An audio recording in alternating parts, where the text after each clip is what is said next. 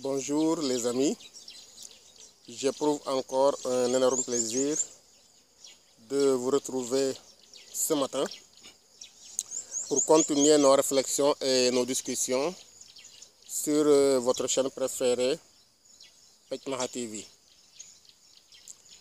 Mais tout d'abord, je voudrais vous demander de vous procurer mon ouvrage, le 6e, intitulé Les paroles qui guérissent, une thérapie au jour le jour. Ce merveilleux livre, je vous le recommande fortement parce qu'il vous sera d'une très grande utilité. Oui, vous pouvez vous le procurer au prix de 8525 francs en l'envoyant par Wari ou Monnaie Express, MoneyGram, Orange Money, donc tous les moyens de paiement existants. Vous pourrez me l'envoyer, donc envoyez-moi un message inbox sur ma page Facebook et je vous dirai comment faire pour pouvoir vous procurer cet ouvrage merveilleux dont le format PDF est disponible pour le moment. Je vous demande également de vous abonner sur ma chaîne YouTube parce que cet abonnement vous permettra de pouvoir recevoir toutes les nouvelles vidéos qui seront mises en ligne. Alors n'hésitez pas, abonnez-vous et surtout likez la vidéo si vous l'aimez.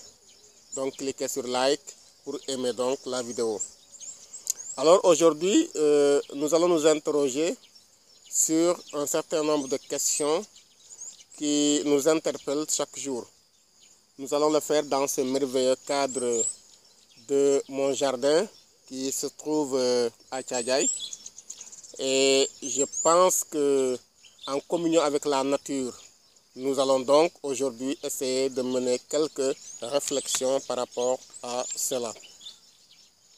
Alors, je me suis posé la question à savoir, qu'est-ce qu'un vainqueur dans la vie? C'est une grande question que certainement chacun de nous se pose pour savoir d'abord comment faire pour vaincre, comment faire pour gagner, mais réellement, qu'est-ce qu'un vainqueur? Alors pour moi, être vainqueur, c'est d'abord en prendre conscience. Et prendre conscience de sa force et de la puissance qui nous habite.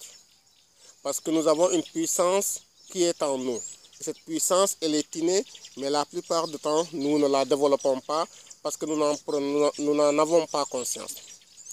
Cette énergie vitale qui nous traverse de part et d'autre fait que nous avons la possibilité de nous dématérialiser par notre esprit fertile qui va à la source de l'inconnaissable et du caché pour nous révéler la vérité qui nous libère.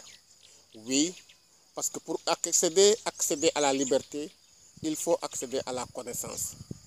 Donc c'est inconnaissable. Ce caché qui est en nous nous sera révélé donc par notre esprit qui est toujours fertile.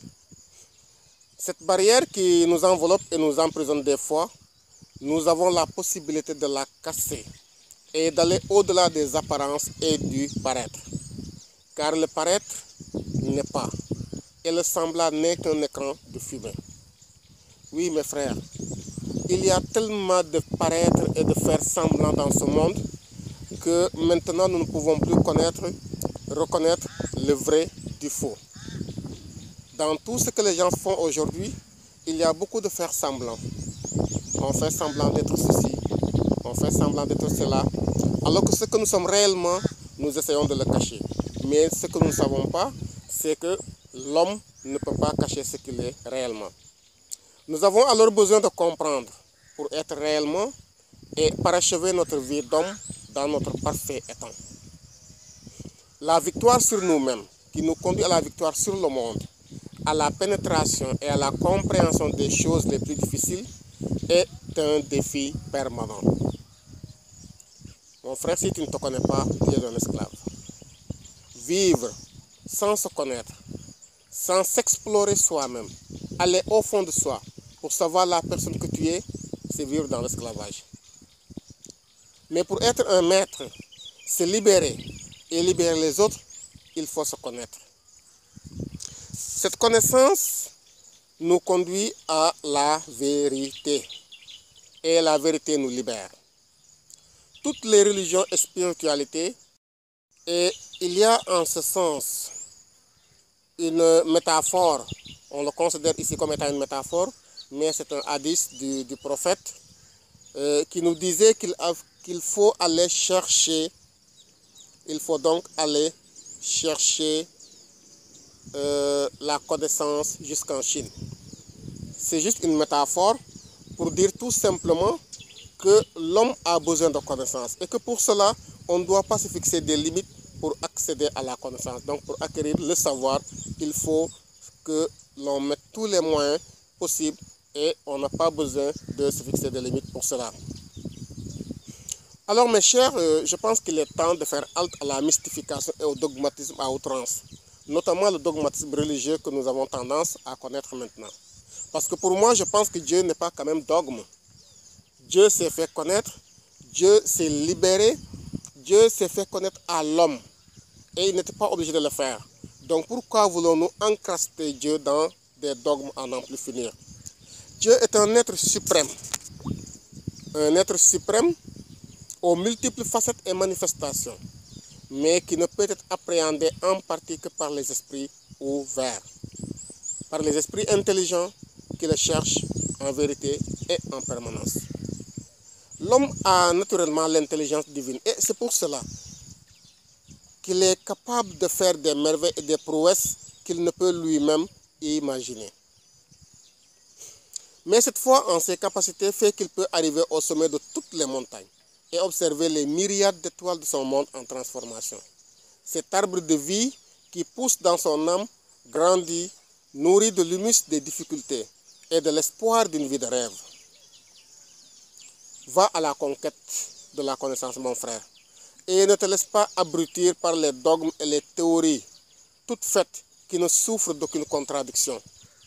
Ces conceptions de la vie qui sont en apparence inchangeables, alors qu'elles ne sont que des demi-vérités, sont pour la plupart du temps les plaies qui gangrènent ce monde dans toutes ses facettes.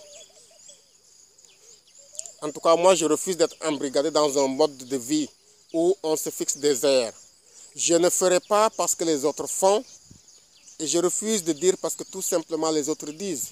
J'ai le droit de dire et de faire uniquement parce que je suis convaincu et que ma raison a éclairé l'ombrage de mes incertitudes. Alors mon frère, je me demande si je devrais prendre racine dans ces incertitudes qui me déstabilisent. Ou bien devrais-je chercher les certitudes qui mobilisent mes forces et m'enracinent dans le fondement de mon être.